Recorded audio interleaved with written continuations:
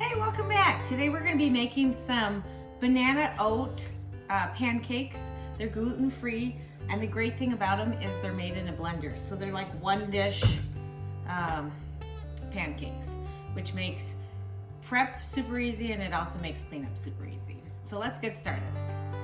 The ingredients that you're going to grab are oats, and you'll want to make sure if you're really sensitive to gluten-free that they specifically say gluten-free.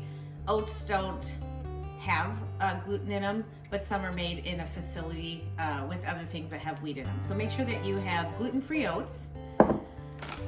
We want baking powder, salt, maple syrup, vanilla, vinegar, cinnamon, milk of your preference. This is cow's milk, but you could use oat milk, coconut milk, almond milk, you name it.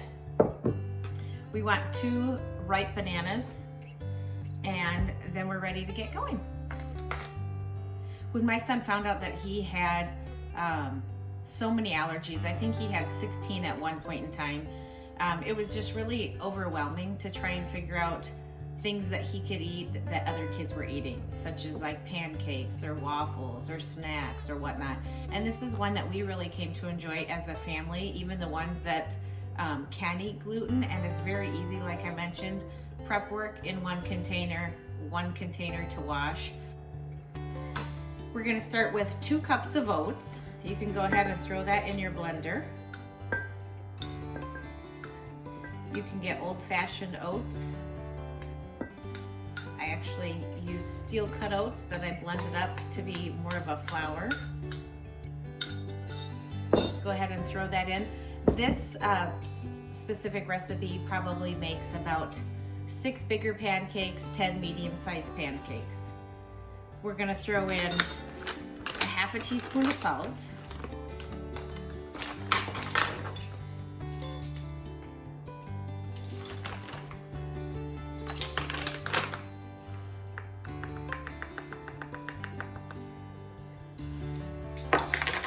While we're at it, we'll throw in a half teaspoon of baking powder. I use this one because they don't have added aluminum. So Bob's makes a lot of things that we use often. We're going to throw in 1/4 cup of syrup, maple syrup. We're going to throw in 1 tablespoon of the vinegar. This is cider vinegar.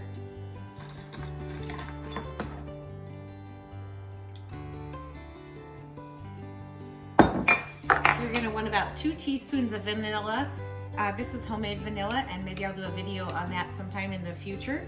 But go ahead and throw about 2 teaspoons in there.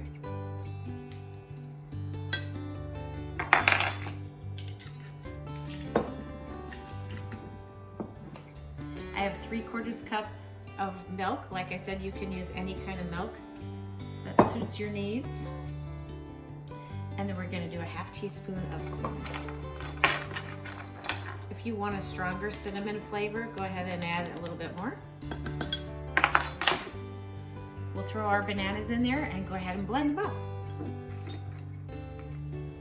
All right, we'll peel our bananas. You'll want to use brown bananas. They're a little bit sweeter as they get softer. So let them age for a couple days before you throw them in. All right, we're ready to blend everything up. Okay, here we go. This will be a pretty thick batter.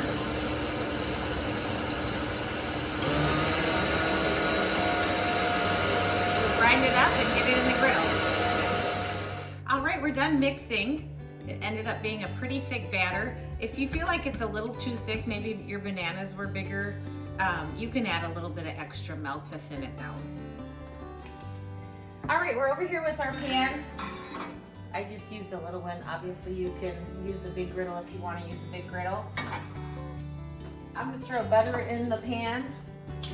If you're not able to eat butter, you could use olive oil, any of the oils.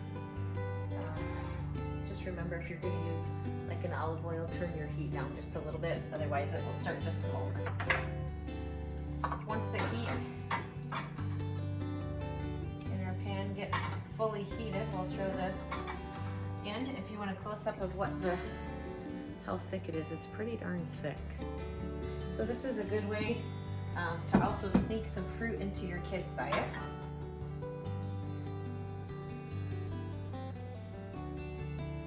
Maybe one of these days we'll also go through a video of some of the different pre-packaged options for pancakes and waffles, because there are some pretty good options out there.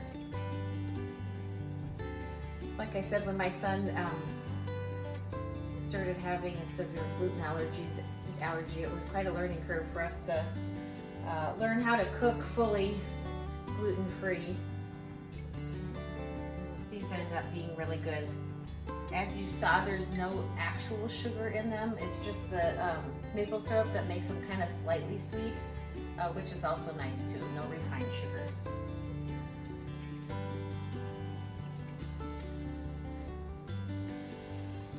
All right, we've got a pancake sizzling. Smells really good. You can smell the cinnamon starting to come through. All right, it's almost time to flip.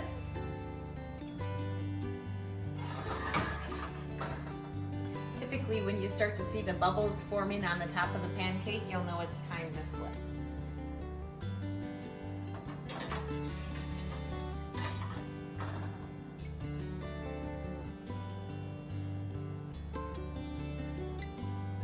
All right, here goes nothing.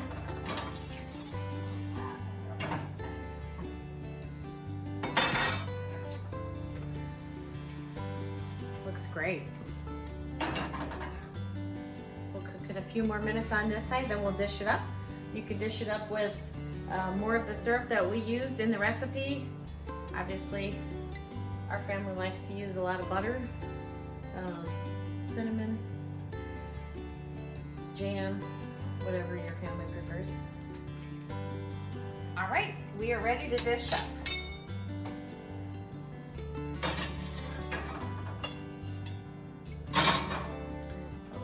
Close-up view. We'll throw some butter on it.